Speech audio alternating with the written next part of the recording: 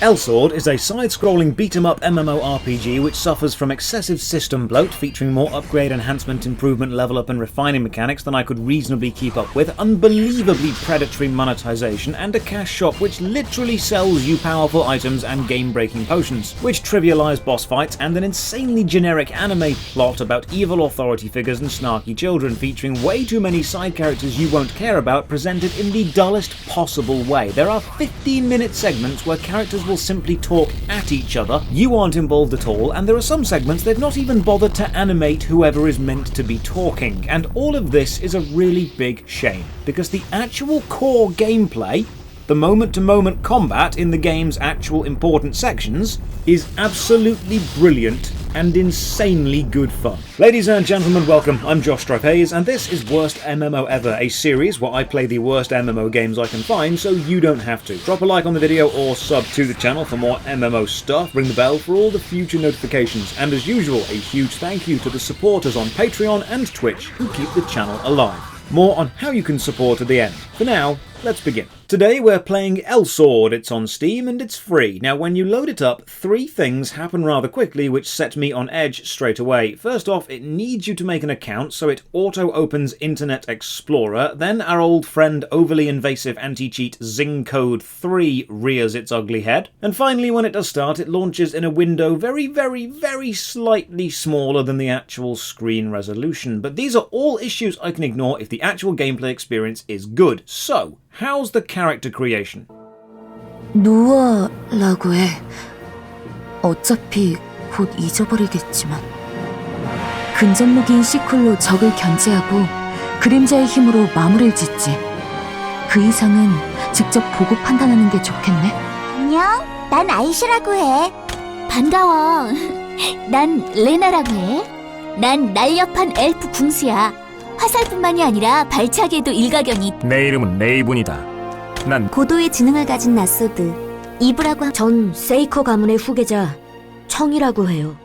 Right, it's all in Korean. The writing has been translated, the voice acting hasn't. I don't actually mind this because I prefer anime with subs instead of dubs anyway. We start by selecting our class. There are lots of classes and each class has three specific paths they can eventually specialise into. I don't have any frame of reference for what's good and what's not, so I'll go with this emo looking dude called Raven. For two reasons. One, he looks edgy, and two, a few days ago on Twitch I was talking about the BBC children's TV show Raven, the one where the kids had to do the medieval style challenges in the forest with the Scottish dude, and then if they lost too many lives they had to face the Way of the Warrior elimination assault course at the end. Remember this guy? He always said, "Let the challenge begin," and it was great. No one knew what I was talking about. This show was fantastic. How was I the only person to remember watching this? Okay, so the game finally starts, and there are a few bits of audio they've not balanced, like at all, so headphone warning, this is what starting the game sounds like. I have not altered this audio.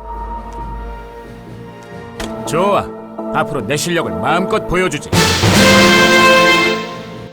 Apart from the unbalanced audio, the opening is actually quite nice. You've got this graphic novel-style intro sequence specific to your character. Seems Raven was captured and turned into a cyborg with a robotic gun arm and then brainwashed to kill all humans, but we break out of this brainwashing by doing what any anime character does to break out of anything. We just believe in ourselves really hard. The opening tutorial is actually great, but the controls will not do. You move around using the arrow keys. Z and X attack, and control activates your super special awesome mode. I've not used a keyboard like this since high school, where 4 people would gather around one monitor to play 4-player knockoff Snake on Newgrounds. The actual graphics are fine and the movement is tight. We'll look more at this later. We kill the tutorial boss by just mashing attack, and then we're teleported to the starting village where we meet the main cast of characters. I say meet, we click through a long drawn out conversation of them talking at each other, complete with all the expected anime mouth noises and over the top emotional reactions, because most of these are literal children. The eclectic cast of characters, actually all the classes that we didn't pick, don't acknowledge you, the player, at all. You're not actually involved in the story, you just watch it play out, then go on missions based loosely on the events they were talking about. It seems the mystical L is missing, and that's bad.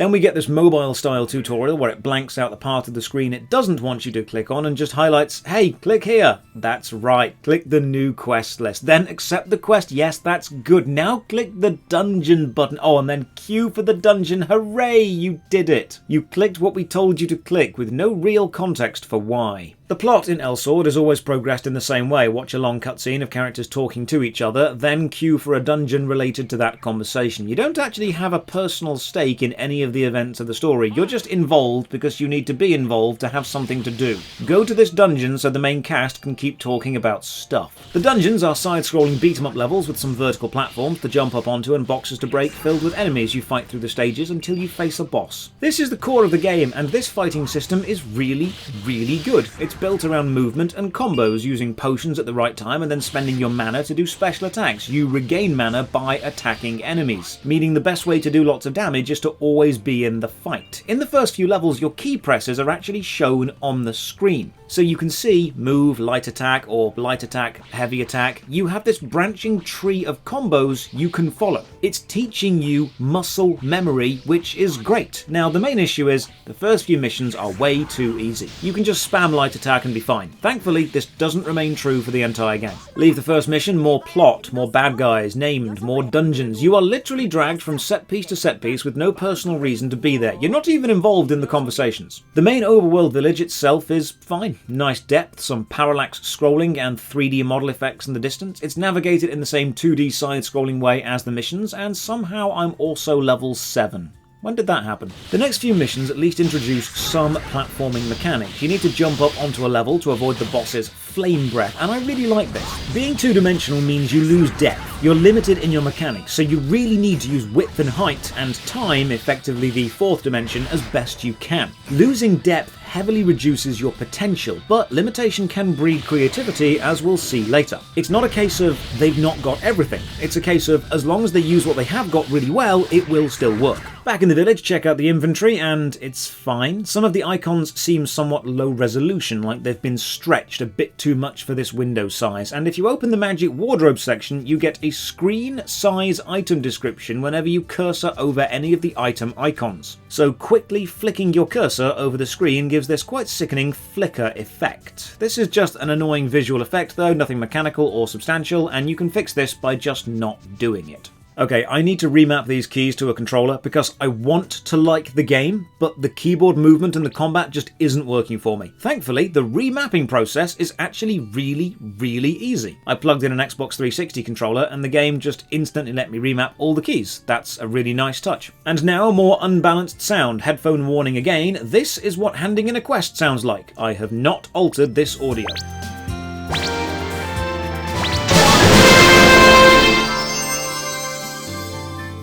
I'm trying, but I'm just not caring about the plot. Who are these people? Where do I fit in? A lot of stuff happened before I got here, and it was happening when I arrived, and it will continue to happen after I've gone. The game has done almost nothing to make me understand that I, as a player, am in any way related to the events that I'm being forced to play through. I don't even need to be important. I don't need to be a god. I don't need to be a hero or a chosen one. I just want to be, in some way, actually related to the actions I am seeing happen. Oh, here's one major issue after you remap the keys. The in-game UI still displays the button mapping relating to the keyboard, not the controller. And pressing escape while in a dungeon doesn't open the menu. It just asks if you want to quit and incur a penalty. So I can't even check my key bindings to work out what combination of button presses on the controller is linked up to my potions, or my other expendable items, or my abilities, because there are lots of buttons I could press. I figure out the basics by just mashing some keys, but some of my abilities are bound to shoulder button and another button at the same time, and honestly I'm just guessing for most of this level. The final boss is also not awful, and when I get back to town I am rebinding so I know exactly what does what. Thankfully again, that is quite easy. You can even unlock the mouse cursor by pressing the right analog stick in, which is nice. They've made it very controller friendly, I've got to give them that, apart from the UI not showing what the buttons are. I've advanced the plot and the game lets me know with this bright obnoxious flashing go arrow, and then whenever you trigger a conversation scene you'll get this black square, and it just stays on the screen until you click to activate the first line of dialogue. Why? Just play the first line as soon as I get here. I'm skim reading the plot. Basically, we need to find some bandit leader, but there's a scrolling banner at the bottom of the screen saying, press U to open the character equip screen. So I do, and oh, there's actually quite a few equipment slots. And there's cosmetic overrides, which I've already got, which make me look badass. So no reason to change those. And I've got a title. And I have a look and the titles have stats. Oh no, the titles have stats. Okay, in every game where your cosmetic title is also a mechanical boost, I just know the cash shop is going to straight up sell me power. And I didn't realise this at the time, but that free cosmetic set that I've been given, as long as I wear the entire set, I get a massive boost. So let's have a look at the cash shop. Yep, power. So much power. Weapons, item, armor, sets which give combined bonuses, potions, damage increasing pets, everything you need to just buy your way to maximum. But in a rather interesting twist, you cannot buy the premium currency called Kaching for the first 48 hours of your account's life. And you are capped at spending a maximum of $75 in the first month. I mean, at least they're doing something to limit the short attention span whales and not take advantage. There might be a nefarious legal reason behind this, I don't know, but on the surface, it actually looks quite positive for players. So how much does stuff cost when you can buy it? Well, Google tells me 100 kaching costs $1, which makes conversion actually quite easy. It means this 500 kaching owl tail, a tiny cosmetic which does nothing, will cost you $5. Look, there's a lot in this shop and a lot of systems in the game. There's no doubt in my mind that this will become pay to win, but I don't know enough to point out specifics. I'm sure someone in the comments will be defending why the game isn't pay to win and saying that you can make just as much progress as a paying player if you just play 12 hours a day for 2 months straight. I do need to make a video sometime explaining that pay to win doesn't mean paying is the only way to win. It means paying is a viable way to bypass all of the time you would otherwise need to spend playing. Back to the game, I have a quest. Do 5 dungeons. Well, okay, so far the dungeons are fun. I actually think I'm getting the hang of this too. Hand in more quests and more plot happens, and look, they've not even bothered to animate generic villagers in. If you're not a named character in Elsword, you don't even get a dialogue avatar. This feels like I'm just an outsider observing an adventure, not the one having it. The only thing keeping me here is the enjoyable gameplay, and right now, honestly, there's not enough gameplay happening in relation to systems and plot scenes. Look, I talk to one NPC, go through a huge plot scene, then get told to talk to another. So I take like 3 steps to the side and begin another long conversation scene. Why did you need that break, game? Did you think the player would get bored and you just needed to break it up with those 3 important steps? In this village, navigation is at least simple. Pressing M opens the village map, it's also 2D and shows which NPCs are on which level. Changing levels needs you to take the stairs. You have a mini-map to the bottom right and you can press up or down to lock into the level change stairs mechanic and then just walk to the new level. This is actually quite a clever way of handling 3D depth within a 2D plane game. Nice to see the main meeting point down at the bottom right is pretty much just gold sellers though, spamming the chat. Nothing unites us more as gamers than hating gold selling sites. The next dungeon is a group mission. Well, I mean, technically they're all group missions, but I actually get a teammate this time. Queuing for any dungeon will only take about 10 seconds, and if the game doesn't find you a partner in that time, it adjusts the difficulty to match the party size. In my case, that's solo. But playing with a partner is actually extremely fun. The skill animations are flashy and slick. When I use an ability, I get this comic-style graphical camera angle shift. But it's not intrusive for my teammates because they aren't forced to see it. Enemies are aggressive and keep us moving. Look, I even do the Naruto run, so you know how anime I am. I also quite like it how whenever objects come into the foreground, they just fade out so you can still see your character. They've handled depth well. The boss isn't super difficult and the 2 of us make short work of it, but I actually did have a fun time playing with someone else. Now I've unlocked my class advancement quest. I can choose one of 3 paths and specialise. I don't have enough knowledge to know what the best choice is, but one of them focuses more on combos, and I'm enjoying memorising and using combos, so we'll go with that one.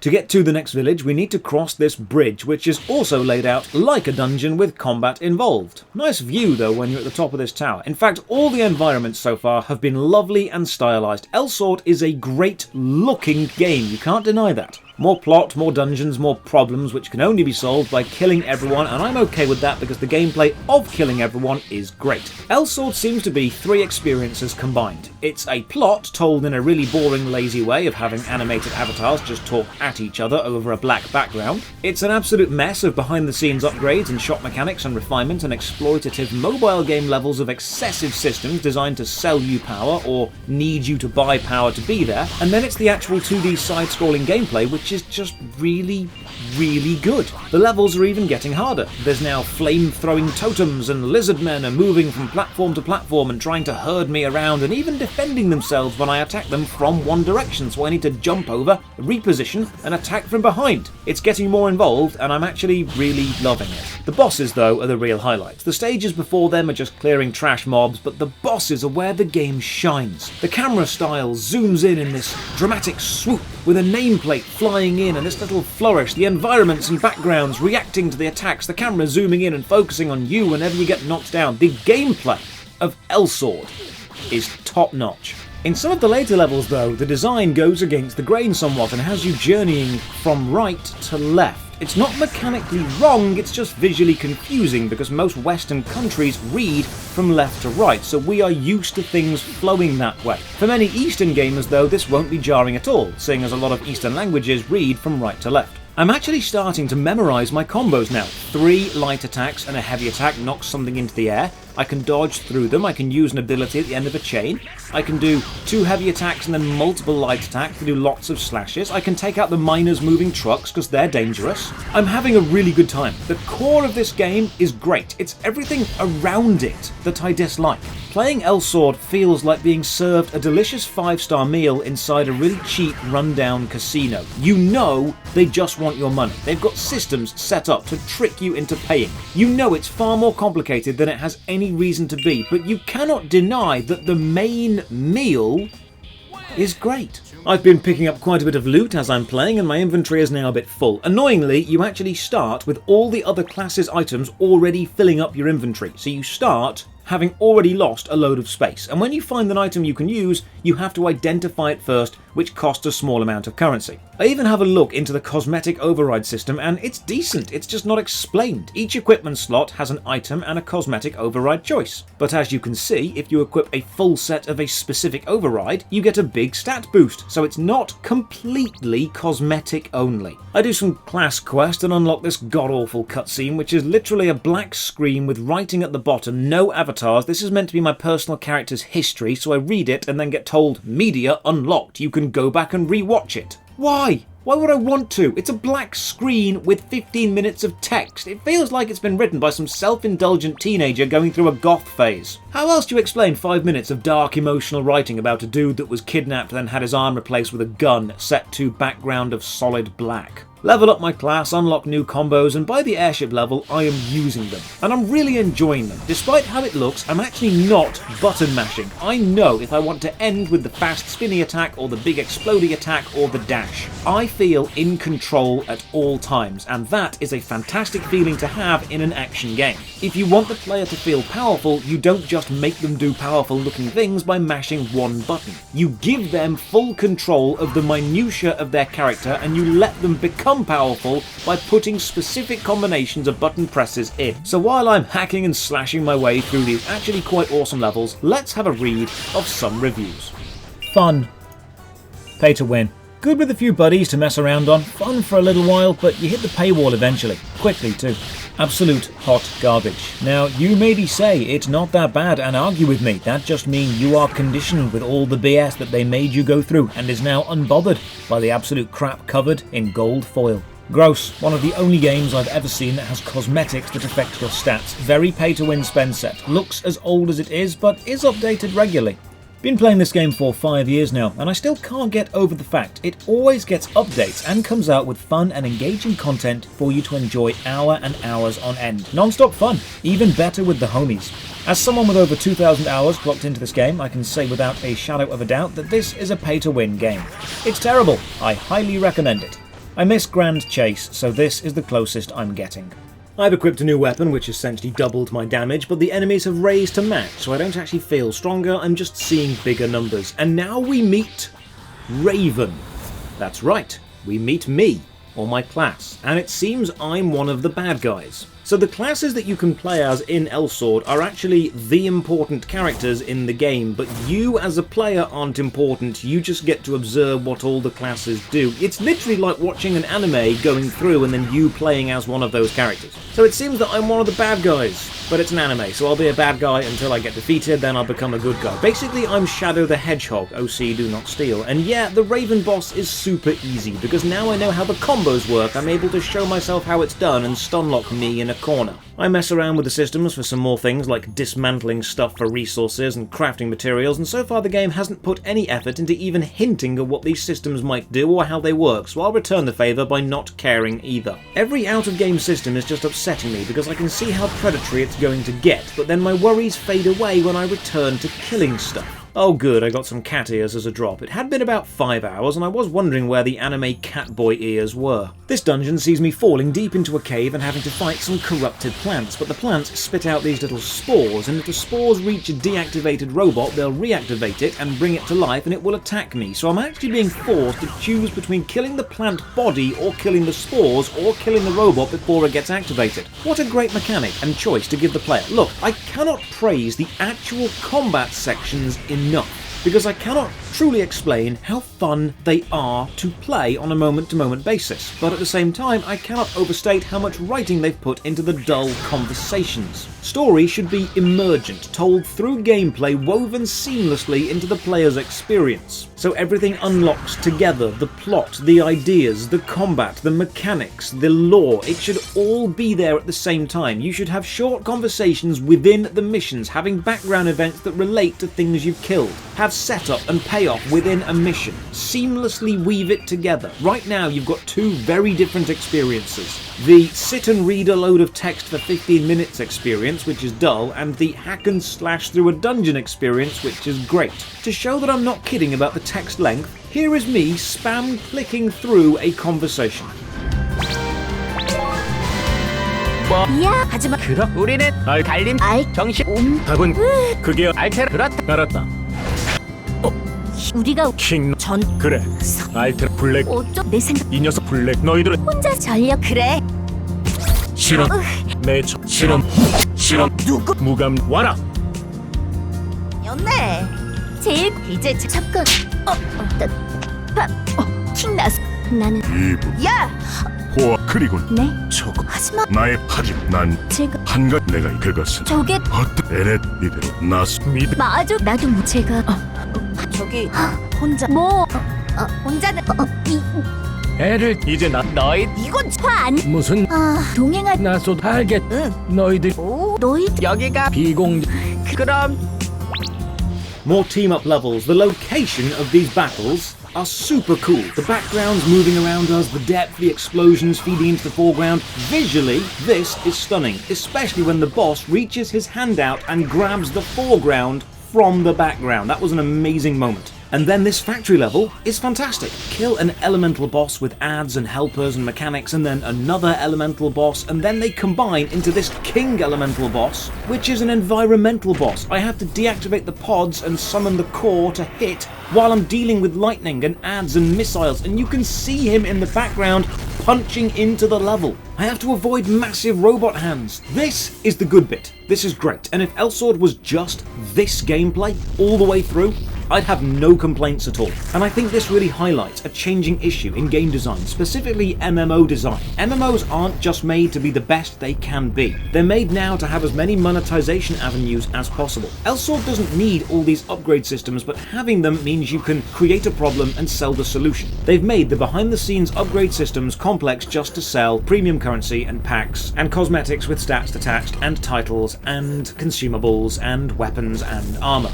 They have not made the best game they can. They have made a game that is extremely good, but has a lot of ways to drain money from you, which is a shame, because beyond the Predatory cash shop, this is a lot of fun. Look, by now I'm actually done. I've seen what I need to see to write what I think will be an entertaining video review, but I now pay Elsword the biggest compliment I can pay a game. I keep playing, even though I don't need to. The gameplay loop hasn't actually changed in the last 6 hours. It's go to a new place, talk to some new people, get given a new dungeon, go and do it. And the village and talking and plot and window-based menus and systems, they're still dull, they're tedious, they won't keep me coming back, but the dungeons, they will. I think Elsword is probably going to stay installed on my computer, because when I feel like jumping into a 2D side-scrolling hack and slash, this is great. This underground chapel, what a great environment, what a great colour palette and ambient battle music and ads and mechanics, what a fun experience. Eventually I explore even more of the menus and I discover the one-on-one AI challenge and quickly realise when the enemy uses the same stunlock technique I do, I get wrecked, and I discover that when fighting an AI who actually wants you dead, you will die. And then you'll burn through your continues to carry on. Another system I have no doubt is monetized, so you dying is good for the game's income. Eventually I get to the temple in the sky level and I'm just straight up struggling now. 8 hours in, the game gets difficult and my skill level seems to have matched the game's difficulty. I know the combos, I've got the dodge down, I know the hot button for healing or mana regen, I'm feeling the pressure and I love it. Enemies are falling in from the sky, they're raising from the floor, they're running back across, they're trying to kill me. There's a lot going on. This is a really fun experience. And then, back on the main menu, I find the book of contents and I find several full-page spreads explaining the many upgrade systems in the game. Not taught to you through emergent gameplay, just shown on a page with static text. Guilds, magic stones on items, traits of characters, class paths, re-rolling item stats, attributes, enhancing armor, Bible, consumables, grapple, passive buffs, earning titles. Elsword is a game, absolutely bursting with systems. I feel this is a perfect example of feature creep. I can't imagine the game launched with all of this. If you're a long-time player, this probably makes complete and total sense to you. If you're a new player, this will feel overwhelming. I've handed in some daily quests and some missions and I feel there's an excessive amount of bells and whistles. There's just so much demanding your attention and it's all kind of important and it's all very overwhelming. You want to just step away from all of it and go back to the main gameplay, which is fun. If someone said to me they played Elsword, I'd understand. I'd get it. I see what you like, because I like it too. It's just a shame they have wrapped this very high quality core of a game up in a monetization sack and smothered it with features it doesn't need. If you download and play Elsword, you'll probably have a blast in the dungeons, and then you'll feel intimidated by the systems, and then if you keep playing, you'll probably hit a paywall or an excessive grind wall. That's usually how these things go. But until you do hit that wall, it is a damn good time. They just need to find a way to deliver the plot without having characters talk at each other. So, to end the review, I will award Elsword, according to all known flies. Anyway, yellow, black, yellow. Believe this is happening. Perfect report. All Bs. 3 days grade school, 3 days faculty, distinguished Bs. Actually quite good. Out of 10. Cheers for watching. Another massive thank you to the supporters on Patreon and Twitch who keep the channel alive. You can support from only £1 a month. Check the video description for links to the Patreon, Twitch, Twitter, Discord, and the second channel Josh Strife Plays, where I replay and review classic games voted on by you. And as always, have a great day.